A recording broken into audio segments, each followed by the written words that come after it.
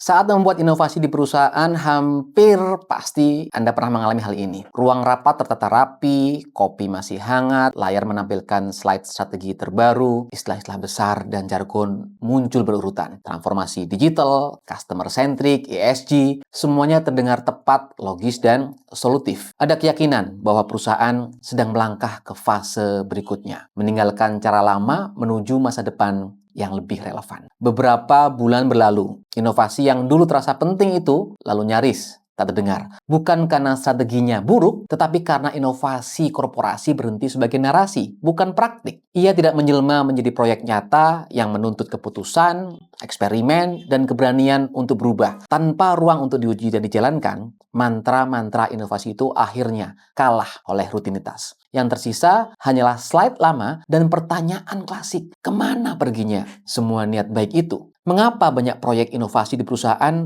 menguap tanpa hasil?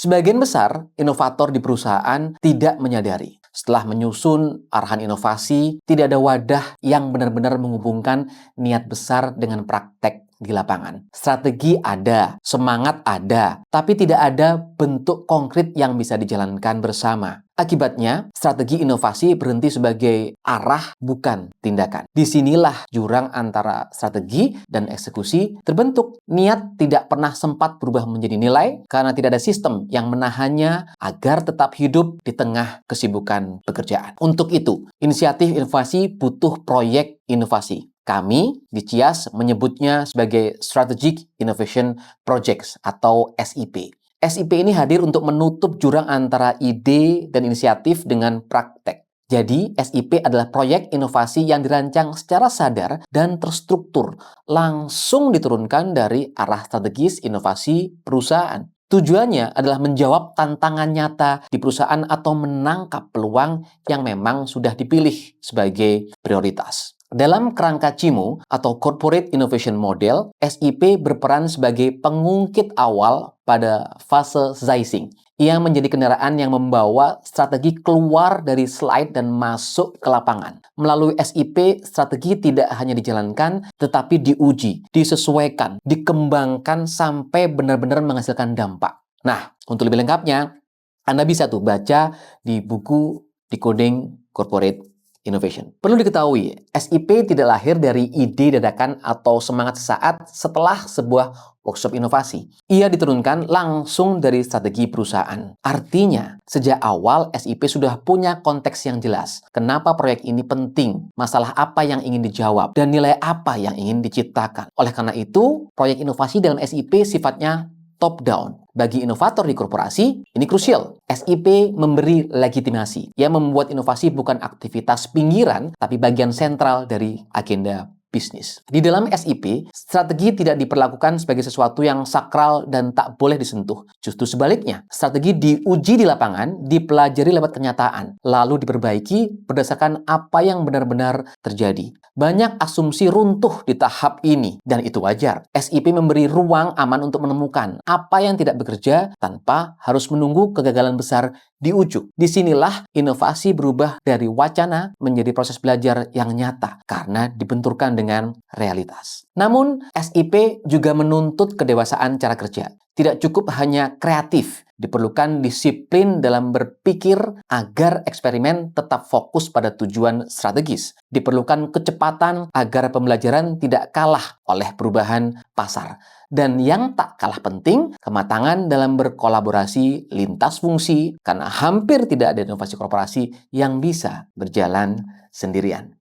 Lebih jauh, SIP bukan sekedar proyek eksperimental yang selesai lalu ditinggalkan. Ia adalah sistem belajar organisasi. Setiap SIP meninggalkan jejak berupa pengetahuan baru, cara kerja baru, dan kompetensi baru. Karyawan belajar mengambil risiko yang terukur, belajar bekerja dalam ketidakpastian, dan belajar menerjemahkan ide menjadi solusi yang relevan bagi bisnis. Ini adalah investasi yang dampaknya jauh melampaui satu proyek saja. Beberapa waktu lalu, kami di CIAS terlibat langsung mendampingi sebuah perusahaan retail otomotif nasional menjalankan sebuah strategic innovation project. Fokusnya sederhana dan sangat operasional, yakni bagaimana membuat pengalaman pelanggan di layanan utama terasa lebih baik, lebih sederhana, dan lebih konsisten. Sejak awal kami sepakat untuk tidak memulainya dengan solusi yang besar. Tim justru diajak turun ke realitas, mengurai proses layanan yang ada, mengungkap asumsi-asumsi lama yang selama ini jarang dipertanyakan. Lalu merangkainya menjadi eksperimen kecil yang masuk akal untuk dijalankan secara cepat. Ketika eksperimen itu dicoba ke pelanggan dengan prototipe yang apa adanya, dinamika proyek langsung terasa. Ada asumsi yang gugur, ada asumsi yang bertahan, ada pula temuan yang sama sekali tidak terpikirkan sebelumnya. Diskusi tim jadi berubah, bukan lagi soal mempertahankan ide, tetapi memahami sinyal dari lapangan. Di titik itu, proyek inovasi ini berhenti menjadi agenda tambahan dan mulai terasa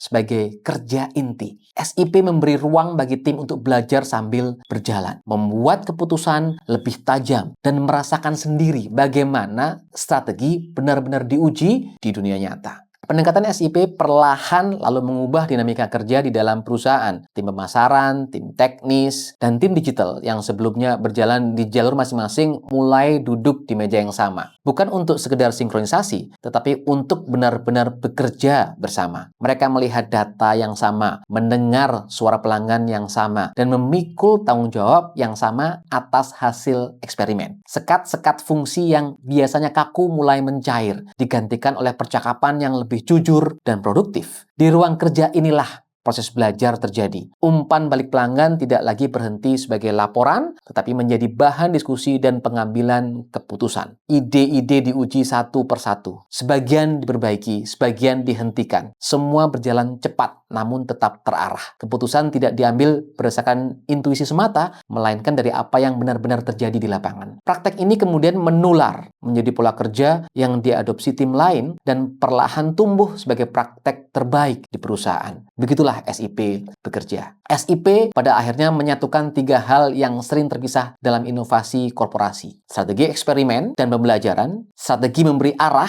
eksperimen memberikan bukti, dan pembelajaran memastikan organisasi tidak mengulang kesalahan yang sama. Ketiganya bergerak dalam satu alur yang utuh, bukan sebagai aktivitas terpisah. Disinilah SIP berbeda dari banyak inisiatif inovasi lain yang berhenti di pilot atau proof of concept. Namun penting untuk disadari, SIP hanya akan bekerja jika dijalankan dengan disiplin yang tepat. Keberhasilannya tidak diukur dari jumlah ide atau banyaknya proyek yang dimulai, tetapi dari nilai yang benar-benar dirasakan pelanggan. Juga dari seberapa jauh solusi yang diuji dapat dipraktekkan, diadopsi, dan memberikan manfaat nyata bagi bisnis. Tanpa tolok ukur ini, SIP berisiko kembali menjadi sekadar aktivitas inovasi tanpa dampak. Pada akhirnya, perusahaan membutuhkan proyek inovasi agar arah besar yang telah ditetapkan benar-benar diterjemahkan dalam langkah konkret dan membuahkan hasil. Proyek inovasi memberi konteks, ritme, dan ruang belajar sehingga strategi bisa diuji, disempurnakan, lalu diterjemahkan menjadi nilai nyata. Kini Anda telah memahami mengapa perusahaan butuh proyek inovasi. Maka langkah berikutnya menjadi jelas. Pilih tantangan yang paling relevan, turunkan menjadi proyek yang fokus, dan jalankan dengan disiplin belajar yang konsisten. Selamat menjalankan proyek inovasi Anda.